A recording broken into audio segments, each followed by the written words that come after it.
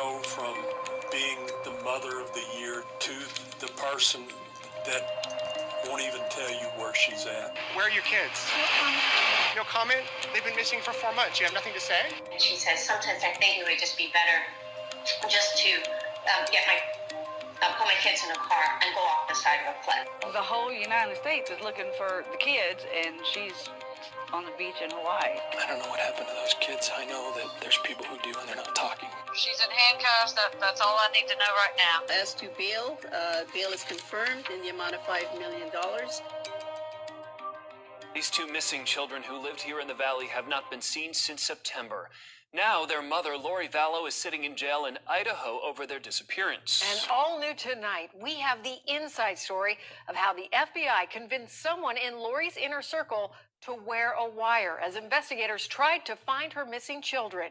This is a story you'll see only on Arizona's Family because the people involved spoke only to our chief investigative reporter, Morgan Lowe. So Morgan, how did all this play out?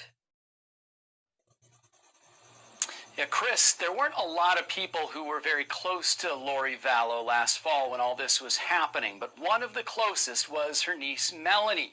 She moved to Rexburg, Idaho, and lived right next to Vallow just as the kids disappeared and the FBI was closing in.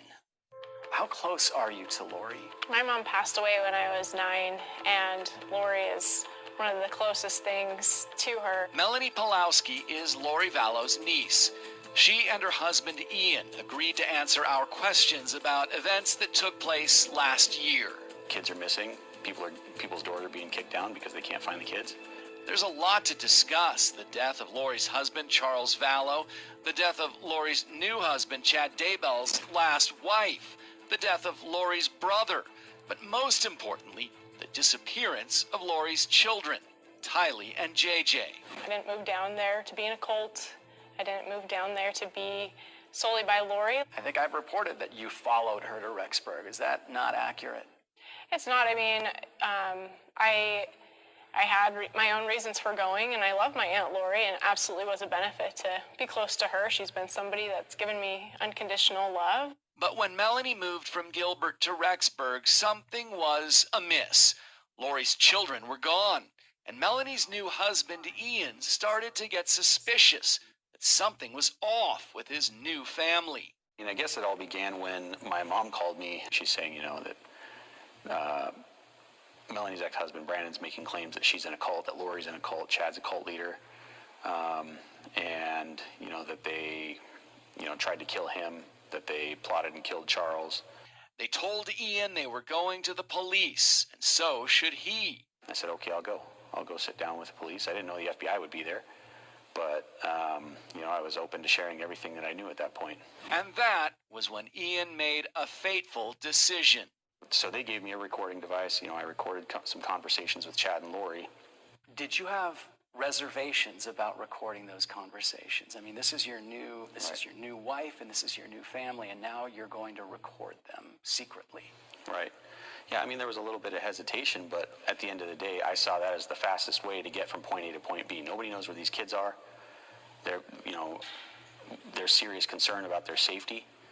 I've just married Melanie, and I love her with all my heart, and I want to get her out of this. For 2 weeks, I've been thinking this through and looking for anything I could to try to figure out where these kids are, and there's just no evidence. There's nothing, trying to figure out anything bad that's going on, and I couldn't find anything. At the end of the day, I put it into a memo when I confessed this to her. How did you take that news? As big of a betrayal as it sounds and felt in the moment, too, I have to look at the entirety of it. And he's recording my conversations, and there's nothing with that.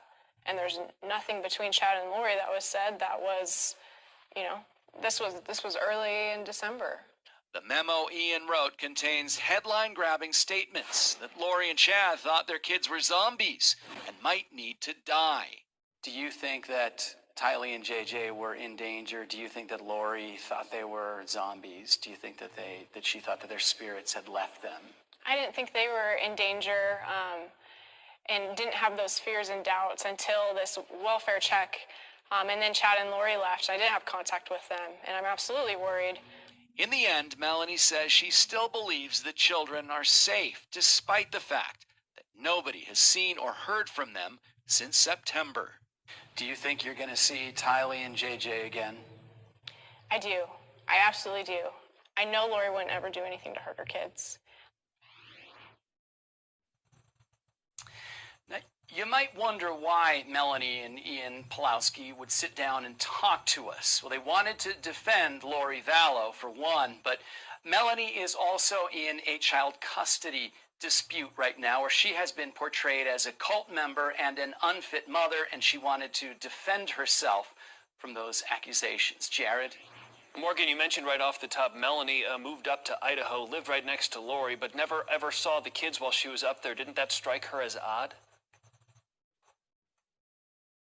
Yeah, I asked her that a couple of times. I didn't get a really clear answer, but she did say that Lori told her that the kids were safe and that she was protecting them from people who wanted to harm them. Did she give any indication as to who might want to harm the kids?